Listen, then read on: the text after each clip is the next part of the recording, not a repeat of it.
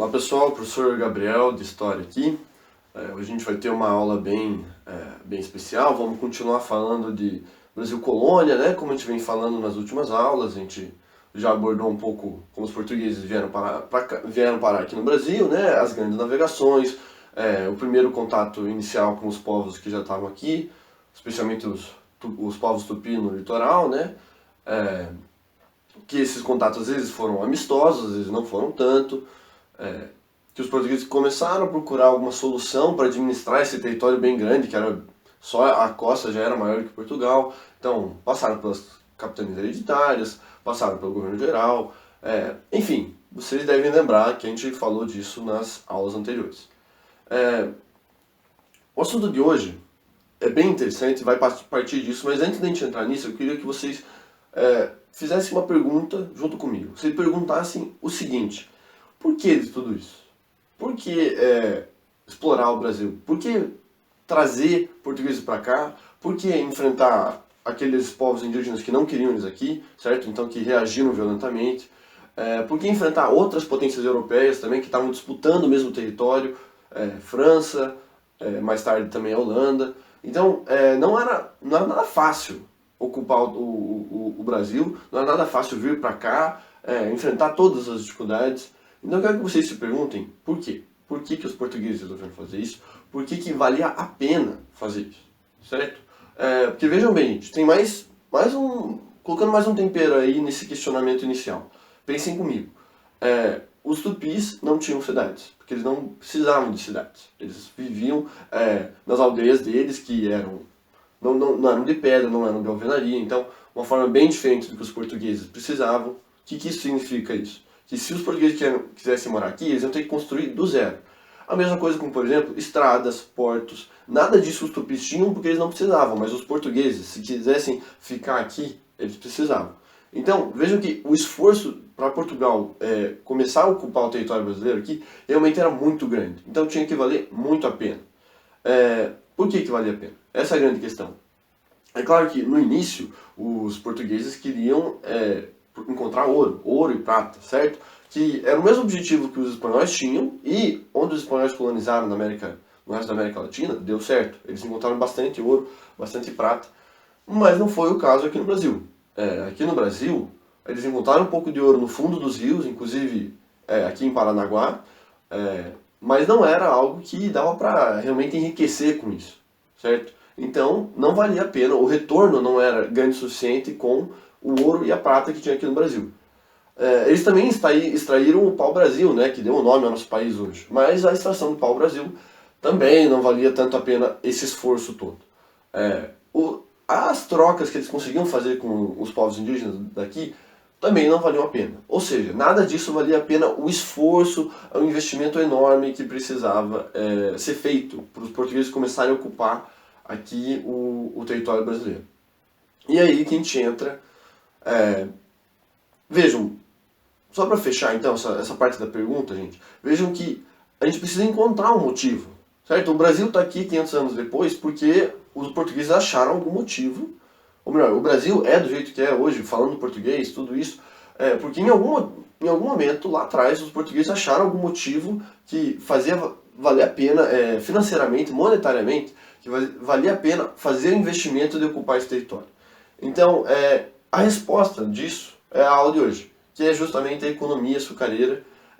Quando os portugueses descobrem que tem como ganhar dinheiro com a plantação de açúcar aqui no Brasil, que realmente eles começam a investir mais pesado, eles começam a ocupar mais o território e eles percebem que vale a pena. Não é à toa, gente, que eles chamavam, ficou conhecido o nome do açúcar como ouro branco.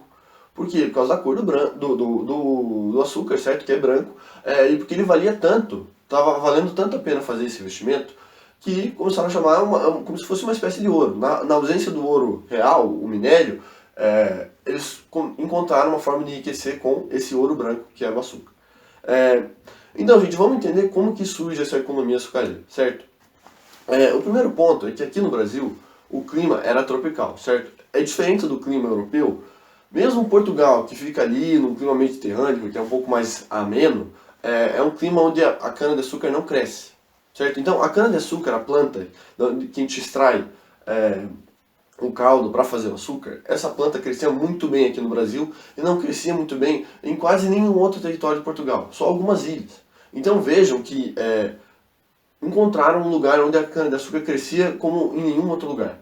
Em extensão, em qualidade do clima, em facilidade de plantar, tudo isso o Brasil combinava com a economia açucareira. Só que tem um detalhe, a plantação de açúcar, gente, ela é um esforço de agricultura que requer muito trabalho. É um trabalho quase o ano inteiro trabalhando na cana-de-açúcar, precisa de muita força braçal, é um trabalho bruto com facões, certo, cortando as canas-de-açúcar. Então, eles iam trazer os portugueses de lá para cá? Será que eles iam fazer isso? Será que eles queriam trabalhar nisso? Não, né, gente? A gente sabe que nessa época era muito comum você buscar explorar o trabalho de algum outro povo.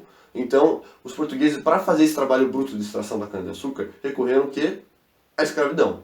Primeiro, a escravidão indígena, só que por uma série de motivos que hoje não vai dar tempo de eu entrar, mas a escravidão indígena não funcionou tão bem para a cana-de-açúcar.